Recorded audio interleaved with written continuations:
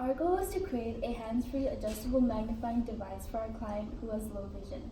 She has trouble performing activities that involve fine motor skills due to her limited field of vision.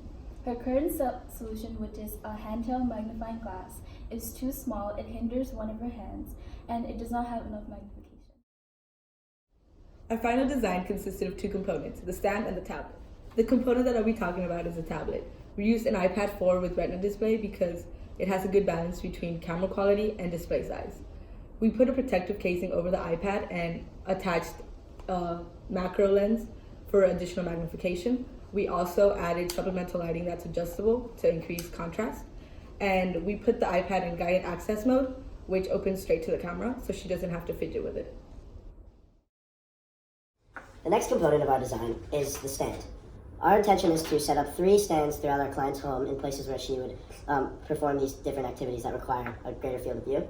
The components of our stand include a spring clamp, which is used to clamp onto surfaces such as tables, desks, chairs, like this. The next component is this threaded screw here that extends from the bottom of the lock line into the spring clamp, fastened with nuts, as we use no adhesives in our design. Then this screw connects to the lock line, which provides adequate flexibility for the tablet case. And the last piece is the custom-made tablet holder, which is where the iPad rests when she wants to use it. And in one part of her house, namely the kitchen, it's impossible to clamp using the spring clamp because there's no surfaces where it would connect to. So we made a custom-made suction cup device with a 3D printed piece here, making it flat, allowing us to clamp our stand onto a flat surface, such as the kitchen counter.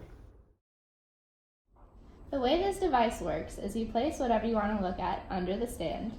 You slide the tablet into the stand, which is color contrasted so you can see when it's in the right spot.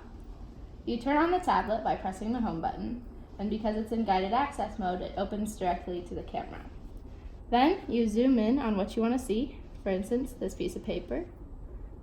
You zoom all the way in or to your liking, and then you can turn on supplemental lighting here to increase contrast. Then, if you wanted to take a picture of what you're seeing, you can press the white button, which is next to this red marker, take that picture. Because our client is low vision and can't see these small screen controls, we have these markers placed around the edge of the device. So if she wants to see her camera roll, she takes her finger from the blue guide button, goes to her camera roll. If she wants to see this picture, she can see that. She can zoom in even further. She can change the orientation. And then here, if she wants to delete that picture, she can take her finger from the pink guide button down to the trash and delete the photo. Then from there, the yellow button takes her back to the camera monitor. One last aspect of the device is this additional macro lensing.